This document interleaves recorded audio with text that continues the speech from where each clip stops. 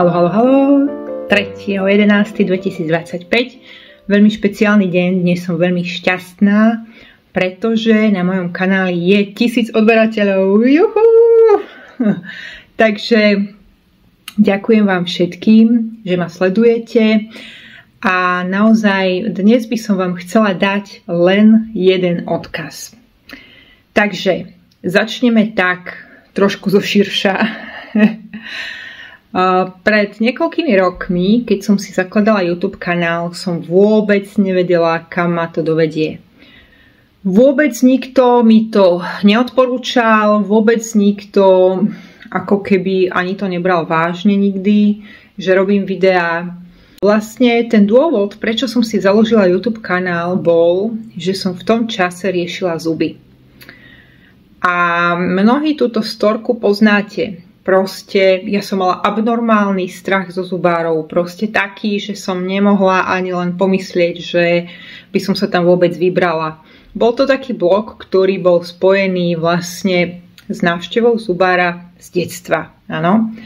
Kedy vlastne som bola zavolaná k zubárovi v škole a následne ma tam mučili, doslova ma držali na silu, až som teda pokúsala sestričku a bolo to veľmi, veľmi zlé. Po tejto skúsenosti som už nedokázala proste sa tam ani len vypraviť, ani na to pomyslieť. Stačilo, že som videla biely plášť a hrôza, pot, proste tie najhoršie scenáre, ako keď vás niekto týra, ale fyzicky vás mučí bolesťou. No a proste skrátim to. Takže prvotná motivácia moja, prečo mám vlastne YouTube kanál, bola tá, že som začala riešiť zuby a celkom dobrého zubára som si našla v Bratislave tu na nejakej súkromnej klinike. Potom sa však z neho vyvinul hajzel, ktorý proste iba pekne účtoval peniazky, ako sa hovorí. Prachy. A vlastne vytrhol mi zadné zuby ako keby. A potom nasledovalo to, že vlastne mi bolo povedané, že musíme čakať. Áno? Musíme čakať, kým sa rana zahojí. Dobre, tak sme čakali, kým sa rana zahojí. Potom ale po tomto čakaní nasledovalo ďalšie čakanie. A dotyčný mi potom tvrdil, že už musíme nasadiť strojček, aby sa to vyrovnalo, áno. Pretože logicky tie zuby sa poposúvali inak trošku. No a tam nastal zádrhel.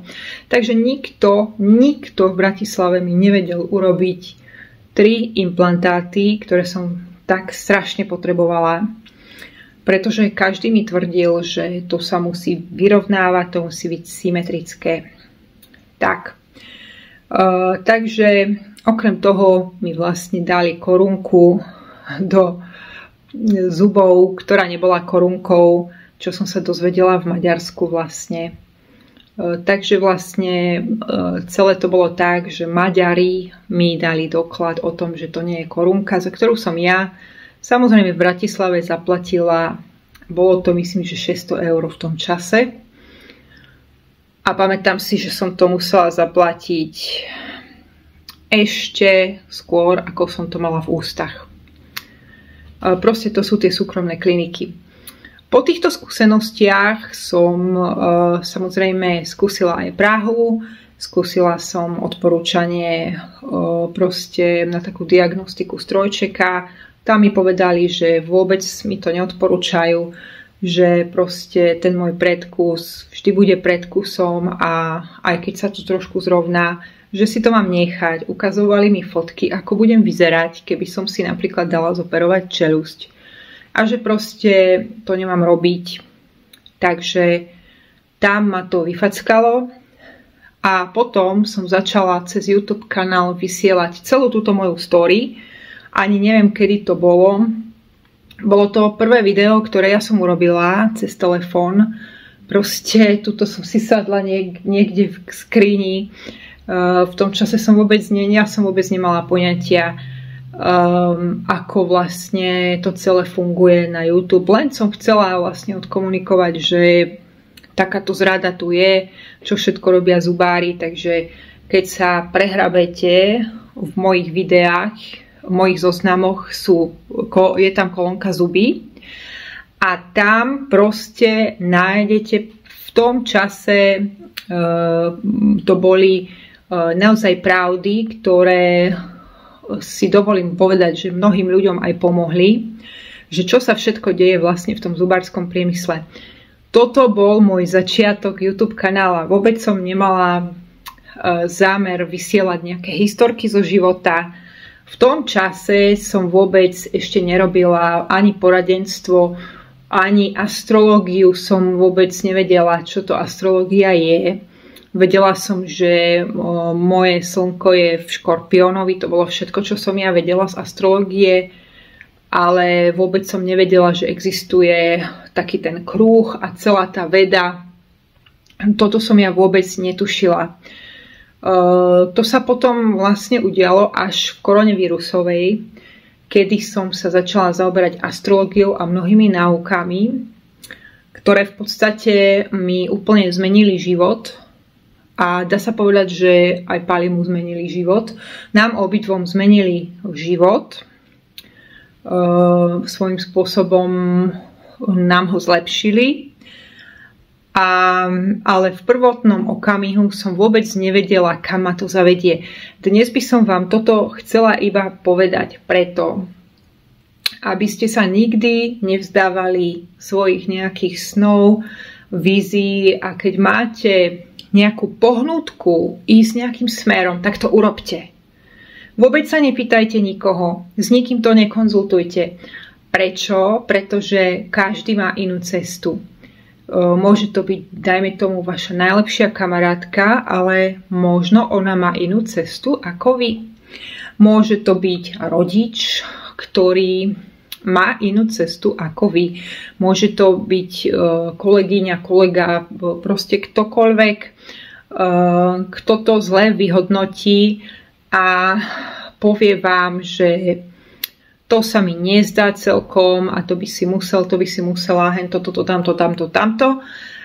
Potom vlastne sa stáva ľuďom to, že z tých veľkých motýlikov, farieb a vôni a možností a tých šťastí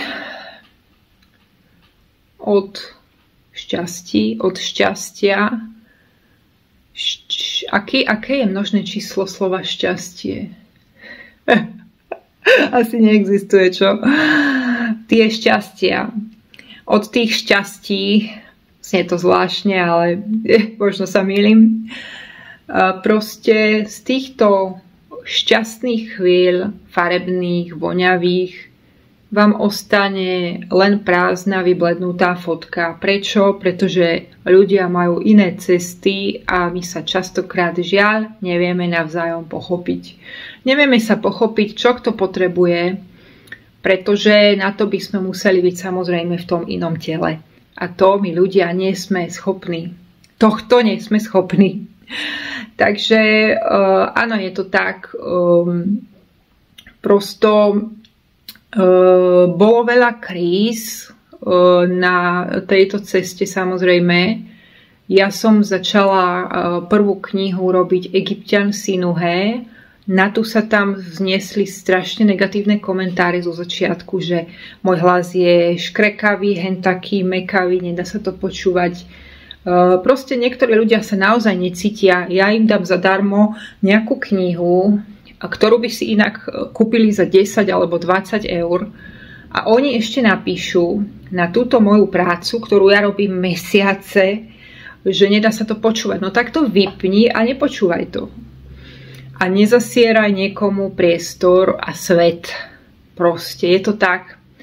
Takže áno, tento konzumentský svet je takýto. Časom som sa naučila tieto komentáre len vymazávať a absolútne na nich nereagovať.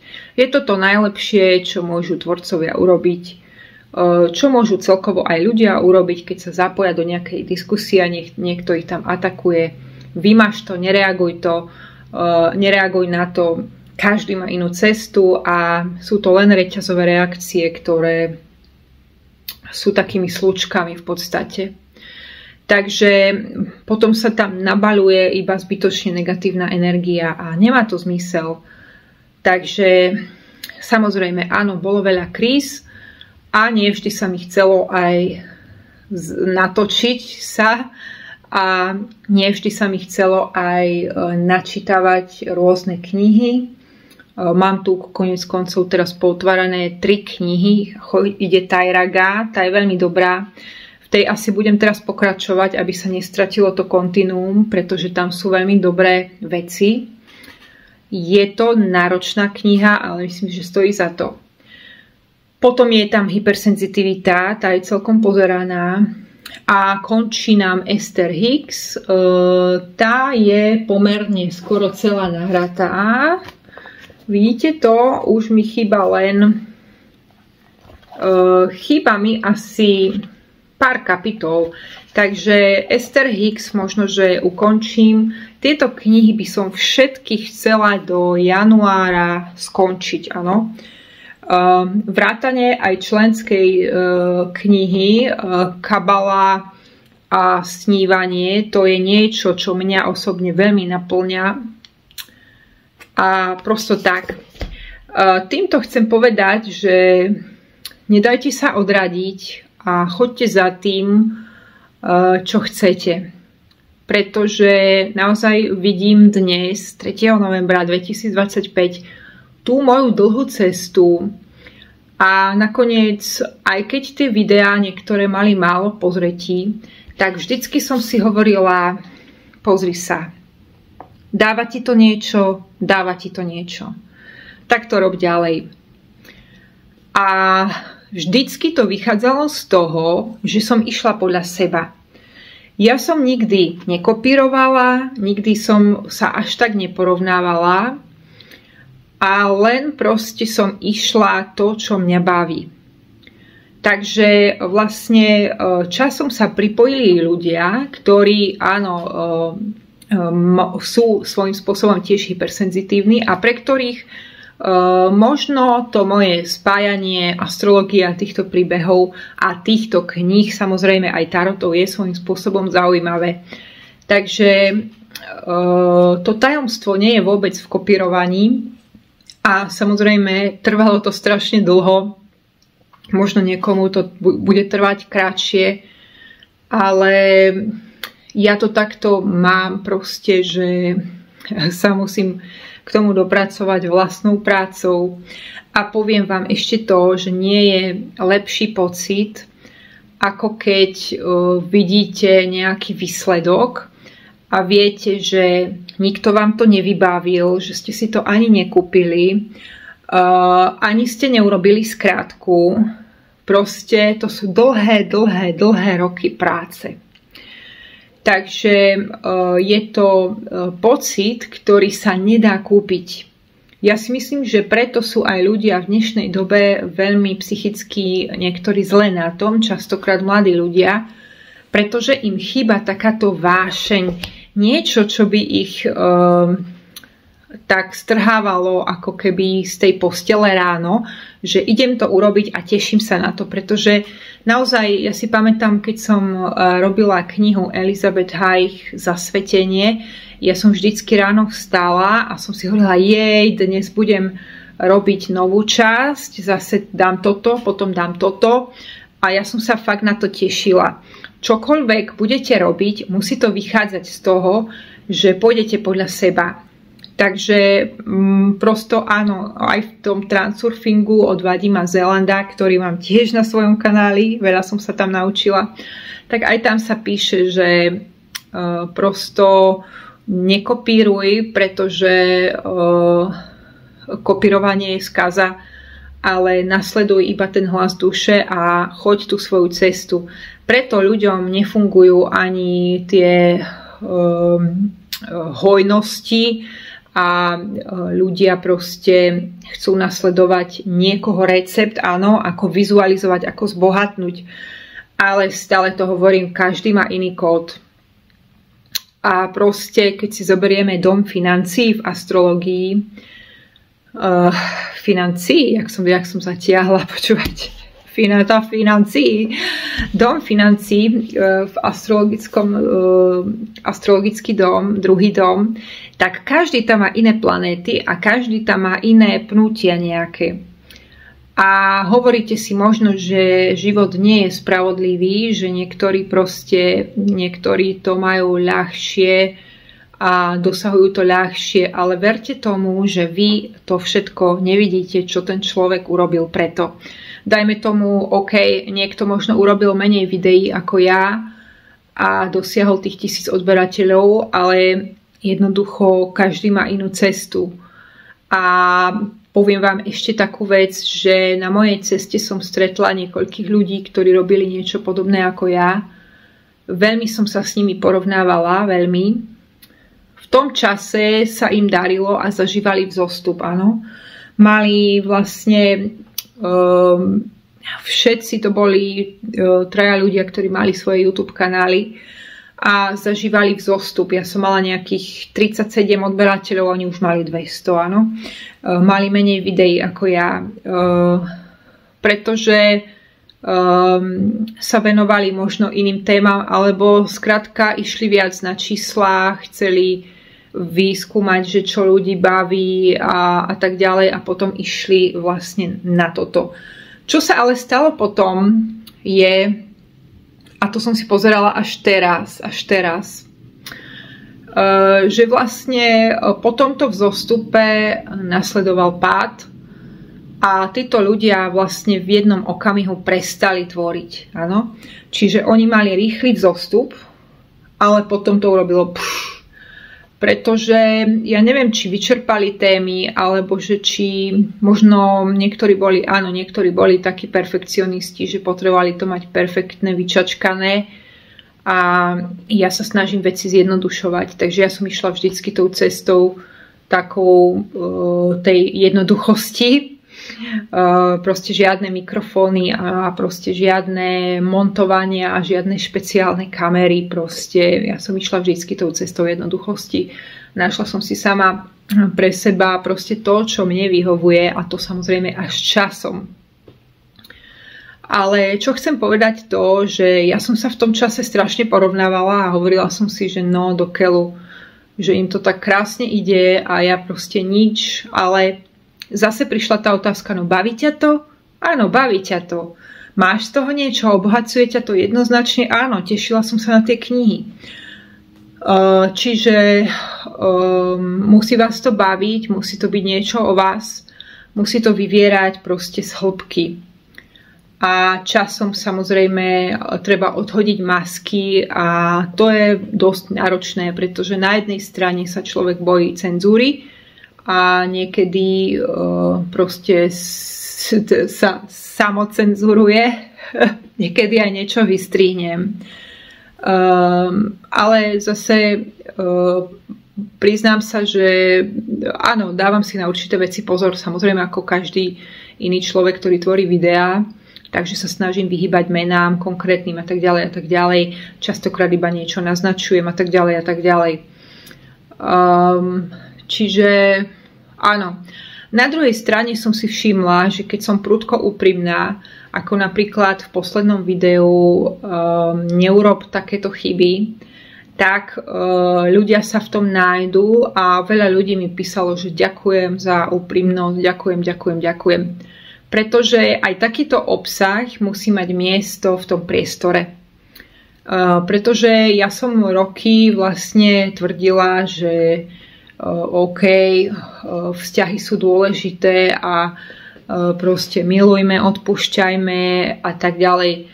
Ale potom som zistila, že mňa to vlastne obrovsky blokuje na tej ceste, že vlastne nie, že by som teraz cítila nejakú krivdu alebo zlosť, ale proste musela som urobiť to, že som tam dala nejaký odstup. Takže to ma obrovsky oslobodilo a nakoniec tie oslobodenia bývajú niekedy oveľa jednoduchšie, ako si myslíme. Pretože my si myslíme, že Ježiš, čo bude, keď to spravím, A ty sa budeš diviť, že v tých vzťahoch nastane ticho a vlastne nie je to až také dôležité, ako si myslela. Takže áno, toto bol obrovský krok a jednoducho sa teraz začala pre nás nová etapa a je to vlastne zobrazené symbolicky aj tou 1000. Áno, niekto si možno povie, že čísla nie sú dôležité, ale keby ste tvorili každý deň videá, tak by ste sa tešili, že vám to rastie nejakým spôsobom. A by ste sa zamýšľali nad tým, že čo aj vás obohacuje a čo tam dať, aké knihy, aké rozprávania a tak ďalej. Takže toto asi veľa ľudí z môjho okolia nepochopilo, že to nie je len koníček a nejaká zábavka, ale je to svojím spôsobom pre mňa veľmi dôležité. Je to kreativita, je to umenie, je to videodenník, je to obrovské oslobodenie, že vlastne to môžem povedať a skrz to, že mňa niekto vidí, tak si možno niečo uvedomí. A keď to len zmení v jednom človeku niečo, tak mne sa oplatí zapnúť na kameru a oplatí sa mi povedať aj môj bolestný príbeh a aj moje zlyhania a aj moje chyby.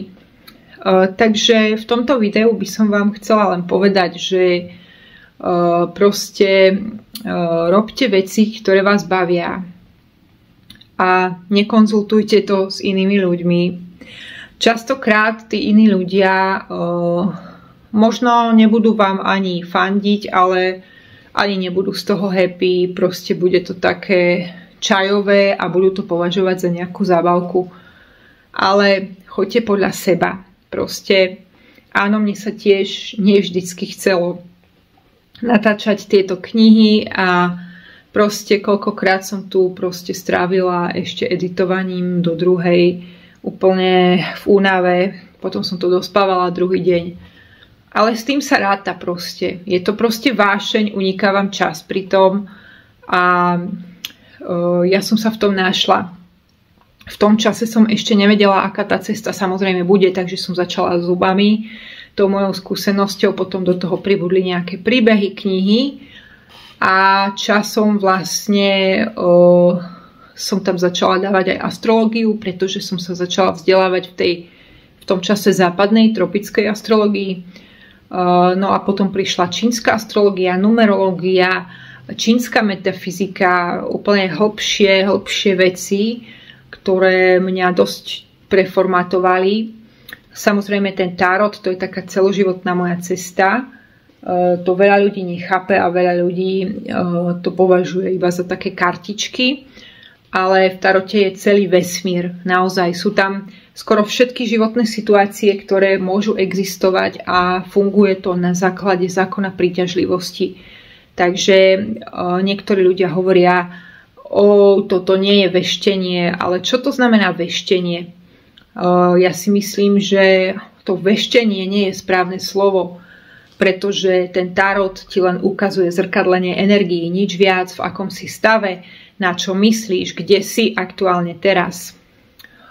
Takže ten tarot je dosť nepochopený, ale koho to pritiahlo, tak ten tomu rozumie a koho to nepritiahlo, tak ešte nenastal ten správny čas, alebo to jednoducho nie je jeho cesta a niektorí ľudia to nepochopia nikdy, aj to je v poriadku, proste majú inú cestu.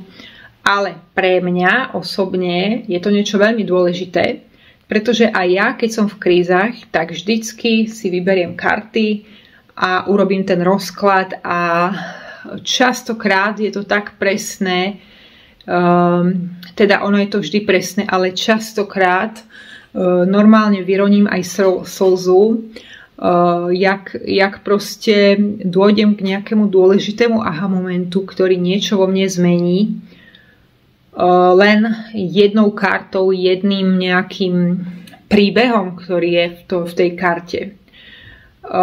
Takže takto je to. Takže vlastne tá moja cesta sa potom začala uberať trošku úplne iným smerom. Takže som sa začala sústreďovať na tie náuky A vlastne tohto roku som došla až do vedickej astrológie, ktorá je úplne iná ako tropická západná astrológia. Tá nám dosť zmenila život. A vlastne na základe tejto vedickej astrológie sme dokázali vlastne sa oslobodiť svojím spôsobom tento rok a urobiť veľké zmeny, ktoré proste ešte tak recyklujeme, ale zažívame teraz, ako keby dá sa povedať, že vstupujeme do nejakého nového levelu. Samozrejme, vždycky tomu predchádza strašná bolesť a musíte to všetko povypúšťať zo svojho vnútra, až potom môžeme vstúpiť do tej novej etapy. Takže ja som vlastne nevedela ani, že budem robiť takéto výklady, rozklady a prosto časom som si zvolila taký nejaký svoj systém, začala som vlastne robiť aj tie online kurzy a vlastne som išla len podľa seba. To vám chcem povedať, že ja som išla len podľa seba, len podľa toho, čo ma ťahalo. Čiže môžete na tých videách vidieť taký rôzny posun, kedy ja hovorím o nejakých knihách, potom sa odkloním, potom som viac zemská, potom príde zase iné obdobie. A proste na tých videách je naozaj nahratá celá moja cesta. Takže ja tam vidím obrovský ako keby progres a je to o tom budovaní naozaj. Veľa ľudí robí tú chybu, že začne niečo robiť a proste nemá trpezlivosť ako keby pokračovať v tom ďalej. Či už je to podnikanie, alebo sú to YouTube videá, alebo je to nejaká sociálna sieť, nejaká platforma, kde sa vám darí a potom proste nemáte tie pozretia. Ale je to spravodlivé, pretože jeden deň nie je a druhý deň je obrovský boom. Sú obdobia, kedy až tak ľudia nekomentujú, až tak sa ľudia nepriberajú a potom boom, áno. Je to naozaj spravodlivé. Ak vytrváte v tom, tak vesmír vás odmení. Pod podmienkou, že musí vás to baviť. Hlavne vás to musí baviť. A preto aj ja tie knihy striedam, pretože niekedy si hovorím, že potrebujem teraz niečo kratšie prečítať, takže preto vlastne tam dávam častokrát tu Esther Hicks, pretože sú to krátke texty, áno. Kdežto Tyraga to je na dlhé tráte, áno. Takže keď som unavená, tak Tyragu nikdy nedávam proste. Takto som ochorela minulý rok, že som vlastne prešla cez ten svoj limit, dala som tam nejakých 6 strán v kuse a potom ako keby vplyvom aj vyčerpania, aj všetkých tých okolností, ktoré boli, tak som proste mala kašle a neviem čo všetko, ale bola som vtedy v inej fáze, jedli sme dosť veľa mliečne výrobky, mlieka a tak ďalej, takže prosto áno, dá sa povedať, že boli sme niekde inde obidvaja, takže asi takto. Takže chcela by som vám v tomto videu dať taký odkaz, aby ste skrátka počúvali, áno, potvrdzujú to aj hodinky, aby ste počúvali ten svoj hlas duše a išli za tým, čo vás baví. Niekedy sa zdá, že začneme tak preskakovať, áno, ja som to tiež tak mala, aj to tak mávam, že chvíľku som viac v tej astrológii ponorená a potom zrazu prehupnem. Ale ono sa to aj tak vždycky spojí, jednak sa to prelína a jednak sa to môže aj spojiť, že začnete niečo chápať, začne vám to tak dochádzať, že aha, tak takto je to v tarote, takto je to v astrológii, takto je to v numerológii. Takže to preskakovanie vôbec nemusí byť zlé, pretože vás to vedie ako keby k tomu, čo potrebujete v danej chvíli proste poznať. Samozrejme, ja sa vždycky potom vrátim k tým nedokončeným veciam, tak toto bolo aj v transurfingu, s transurfingom, s tou knihou, ktorú som na rok odložila a potom som sa k nej vrátila. Takže snažím sa veci dokončovať, naozaj áno. A či to urobím dnes, alebo až koncom novembra, alebo až koncom decembra, Boh vie, proste možno natrafím zajtra na nejakú super knihu, ktorá ma tak nadchne, že ju prečítam za 14 dní. Takže je to o tom, čo potrebuje tá naša duša. Tá naša duša potrebuje nejaké palivo, potrebuje byť tiež zasýtená, no. A áno, niekedy jej tá disciplína tam prekáža, hej, že vy si poviete, že budem teraz dokončovať, ale budete cítiť, že vás to ťahá na nejakú inú stranu. No tak nevadí, no tak to odložím, chvíľku pôjdem toto, potom sa vrátim, áno. Čiže ja to takto robím a proste dôverujte tomu celému procesu. Nikdy by som nepovedala, keď som zakladala svoj YouTube kanál, že raz to bude takto a raz tam bude 1000 a vyvinie sa z toho úplne niečo iné a budem robiť konzultácie, výklady. Toto som ja vôbec nemala v pláne. Mňa to tam len donieslo, áno. Tým, že ma to bavilo, tak vlastne som to iba robila, dávala som to tam a prosto mňa to tam donieslo, dá sa povedať. Čiže ja si myslím, že toto je to tajomstvo. To tajomstvo nie je v nejakej úplne brutálnej disciplíne, ako ľudia, keď točia videá, rob v rovnakom čase to a to, vstávaj v rovnakom čase, píš si denník a neviem čo. Nie, proste to je o tom naladiť sa na seba. Ako náhle budete naladení na seba a trošku dáte preč aj tie vplyvy, ktoré vás ovplyvňujú, možno ani si neuvedomujete, že vás to takto ťaha dole, ale niekedy to musíme odsunúť a potom zistíte vlastne, že vás to dostáva do obrovskej sily. Prosto nie je to o žiadnej nenávisti, nie je to o žiadnej krivde. Je to iba o tom, kde dám odstup a čomu dám viac energiu. Kde tomu energiu dám viac ten hlas a kde to zosilním. Kde to trošku zoslabím. Nie s nenávisťou. Nie je to o tom, že by som teraz na niekoho vysielala nejaké niečo negatívne, zlé. Nie.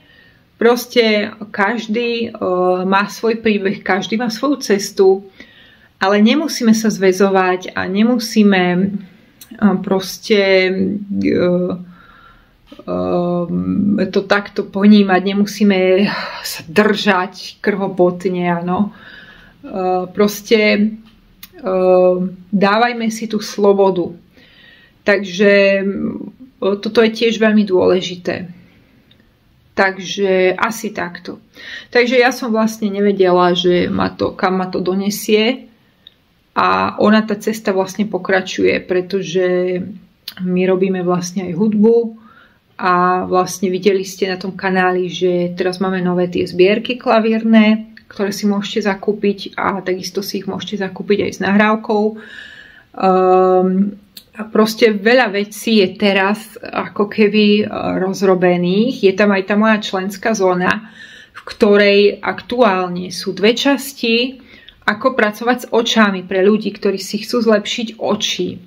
Budem to tam dodávať, len deň má 24 hodín, takže niekedy tak zvažujem, že kam sa vydať, akou cestou. Ale keď máme energiu, tak veci vedia byť veľmi jednoduché. Keď nemáme energiu, tak to príliš ako keby príliš sa unavujeme a niečo robíme zložito. Veci nemusia byť vôbec zložité. Takže tá naša cesta ako keby pokračuje a aj tá členská zóna vlastne pokračuje na tom kanáli Lemurka Hestia. Prosto tá kniha Kabala a snenie, tak tam sú také poklady. Ja tam potom budem na tú členskú zónu dávať videá, ako to ovplyvnilo môj život, pretože aj tá imaginácia, to je súčasťou celého toho procesu. A momentálne veľa pracujem s tou imagináciou. Prosto je to tak. Je to tak. Takže dneska som pracovala aj v bazéne s imagináciou, pretože som proste chytila taký disbalans. Teraz chodím po rôznych plavárniach, pretože niektoré proste zase vypadli z toho okruhu. Vždycky sa tu niečo rekonštruuje, to je proste tradícia v zime. Vždycky sú nejaké rekonštrukcie, výpadky, ja neviem čo všetko. No a potom vlastne hľadám ako keby tú správnu, ale v podstate ani jedna z tých plavární nie je celkom úplne že taká, ktorá by bola 100%, pretože každá má niečo, samozrejme. Niektorá je ďalej, proste je milión vecí. Toto je proste tematika. Ale čo chcem povedať, že dnes vlastne som už druhýkrát bola na jednej plavárni, na ktorú už nikdy nepôjdem. Prosto tá plaváreň mi niečo spôsobuje a ja som si pozerala rok založenia tej plavárne. Ono to vôbec neladí ako keby s tým mojim zvieraťom, pod ktorým som narodená. Keď sa pozriem do čínskej astrológie, tak nie sú to zvieratá, ktoré by sa podporovali. Takže naozaj je to tak. A dnes som vlastne tam bola druhýkrát. Druhýkrát som mala pocit, že sa utopím, že sa mi tam niečo stane, ako keby ma tam lákalo niečo v tých hlbinách, ako keby tam bola nejaká zvláštna energia. Nepoviem vám, ktorá plaváreň to je, aby vás to neovplyvnilo, pretože každý to má inak. Takže keď to počúvajú ľudia bratislavskí, naschvál vám to nepoviem, pretože každý má svoju cestu. Ale sú niektoré plavárne, ktoré sú fajn a jedna z nich je teda taká, na ktorú sa ja už nikdy nevypravím. Určite nikdy. Prosto bola som tam dvakrát a dnes, keby som nemantrovala a nemala tie techniky, ktoré ovládam aj vlastne z kabaly, tak ja neviem, ja som mala chvíľku pocit, že dostanem infarkt, alebo že proste to nedám. Pritom ja som dobrý plavec. Ale tam je nejaká forma energie, bude to v tej vode, alebo je to postavené na zvláštnom mieste, veľmi sťahujúce, veľmi stresujúce, bolí ma celé telo už druhýkrát, keď som tam bola. Prvýkrát som to spájala s tým, že teda OK, asi som vystresovaná, som tu prvýkrát. Nie, dneska som tam bola znovu. Prosto je to tak. Niektoré miesta s nami vôbec neharmonizujú a je to podmienené našim kódom, priatelia moji milí. Pretože ja som tu mala raz takého pána, ktorý hovoril, že sa mu proste dlhodobo nedarí vo firme. Ale čo sme zistili, že tento chlapík založil tú svoju firmu vo svojom opozičnom roku. Poznala som aj človeka, ktorý si kúpil auto, ktoré na jeho astrológiu tvorilo ako keby čisto opozičný kód. Čo myslíte, čo sa dialo? Nehody, proste rôzne veci sa tam diali. Čiže je to tak, je to naozaj tak. A nakoniec máme taký príklad aj z udalostí posledných, keď vlastne v Charlotte zabil tú dievčinu, ju dobodal taký chlapík. Tak sa zistilo, niekto vlastne sa dopatral, aké má ona súradnice a zistilo sa, že jej astrológia, jej zviera, pod ktorým bola narodená, hovoríme teraz o čínskej astrológii, tvorilo opozíciu k mestu Charlotte, áno, pretože aj tie mesta majú svoje narodenia a svoju astrológiu. Čiže naozaj sú miesta a sú aj mesta, kde prídeme a máme depresiu, alebo je nám zle, alebo niečo nesedí, cítime sa čudne. Nič sa nestane, ale necítime sa tam dobre. Sme takí, nie sme uvoľnení, áno. Takže je to tak. A dnes ma zachránili mantry. Naozaj používam niekoľko mantier, ktoré som sa naučila vo vedickej astrológii, ktoré vychádzajú samozrejme z môjho kódu, s tým, s čím mám ja pracovať. A sú to ochranné mantry, ktoré ja používam, keď cítim nejaké strachy, a to väčšinou funguje. Takže naozaj dnes som to aktívne využívala. Budem teraz pridávať aj takéto veci na členskú zónu. Chcela by som to tak urobiť, že každý týždeň tam vyhodím jedno video na členskú zónu a zatiaľ budem dávať, chcem urobiť čistenia čakier, ktoré som zdokonalila. Je to taká moja technika, ktorá proste mi prišla. Nejak vždycky v noci sa mne to deje. Proste mi to prišlo ako nejaký sen. To, čo by sa dalo robiť, to, čo by som mohla robiť.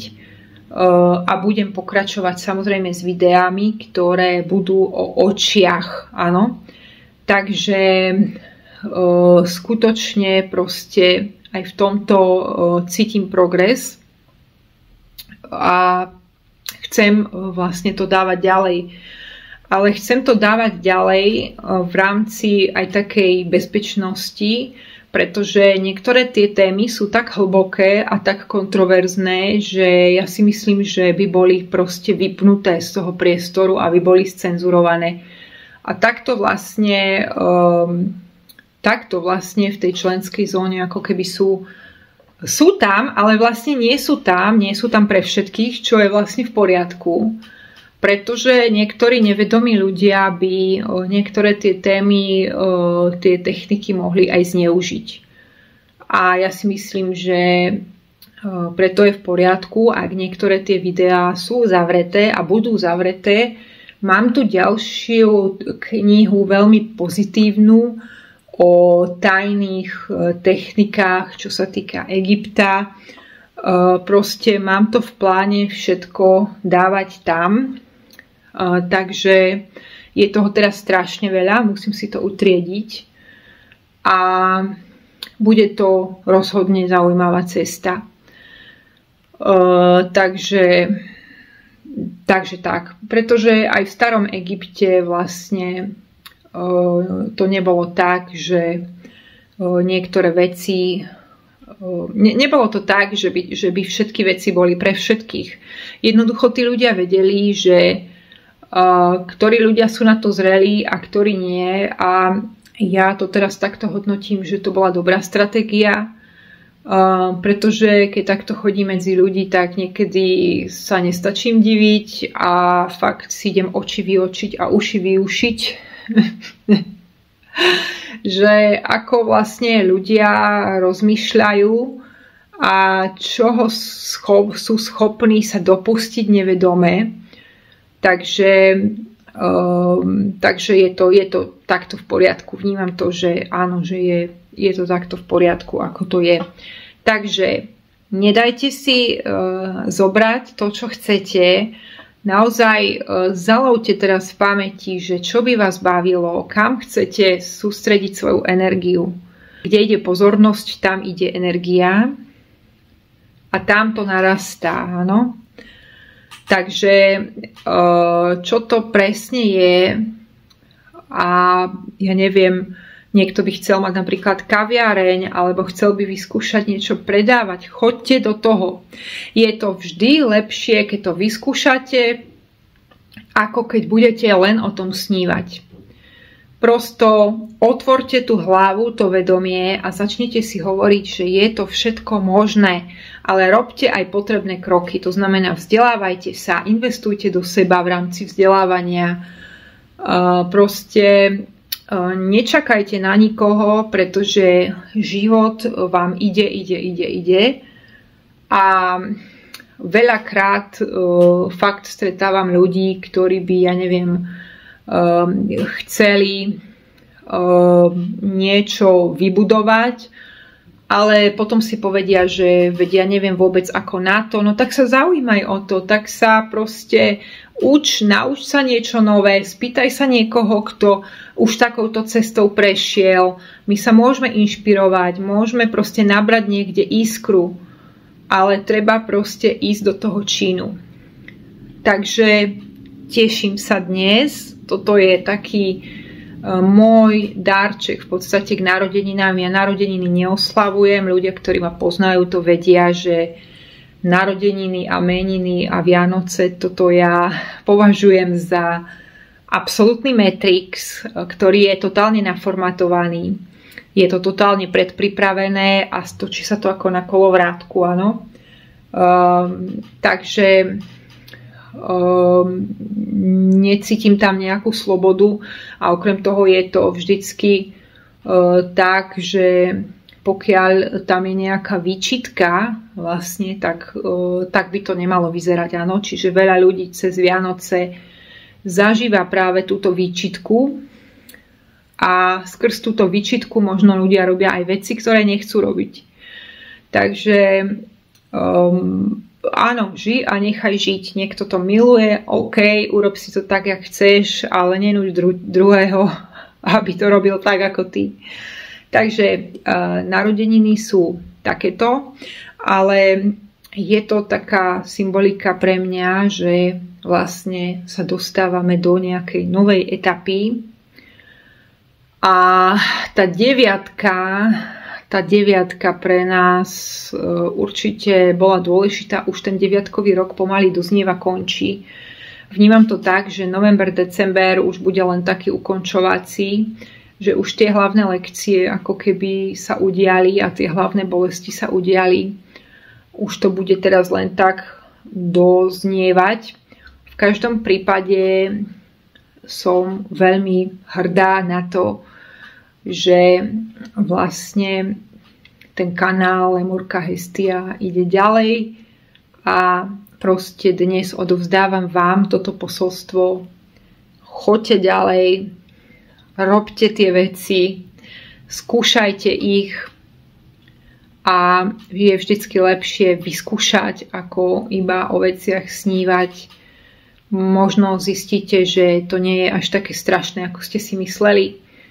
Možno, že vás to dovedie nakoniec úplne niekam inam ako mňa. Ja som začala zubami a nakoniec som skončila niekde inde. A možno aj za tie roky ma to ešte dovedie niekde inde. Kto vie, možno, že za 20 rokov vám poviem, Ježiš, vtedy som si myslela, ale nakoniec sa to skončí ešte inak. My to proste nevieme. Ale keď ideme za tou intuíciou a hlavne nás to naplňa, musí to byť ako taký oheň, ktorý nám tlie neustále v hrudi, tak vlastne sa nemôžeme pomýliť, pretože nie všetko je o zisku a ja som to aj vždycky tak brala a aj to tak beriem, že nie všetko je iba o hmotných veciach, ale prosto to bohatstvo môže byť aj na inej úrovni a nakoniec to, že naberiete nejakú spiritualitu a uvoľníte to, tak to vás môže doviesť práve aj k tej stabilite materiálnej. Ono sa to ako keby ovplyvňuje, pretože každá tá duša vlastne musí ísť podľa tých svojich nastavení. Také niečo neexistuje, aby sme išli proti tým svojim kontrolkám. Takže majte sa krásne. Ja vás pozdravujem. Keby ste chceli si kúpiť naše noty, tak sú v predaji všetky 3 zbierky. Klavír, je to pre začiatočníkov, sú to aj piesne, vhodné pre školy, pre deti, pre dospelých. a tak ďalej. Proste sú tam ešte moje online kurzy a takisto viem vám urobiť astrologické videjko alebo vieme si zavolať čo sa týka konzultácie. A prečo by ste to mali urobiť? Preto, možno aby ste sa dozvedeli, aký je ten váš skutočný kód, čo nemáte robiť a kde by ste sa mali pohýbať.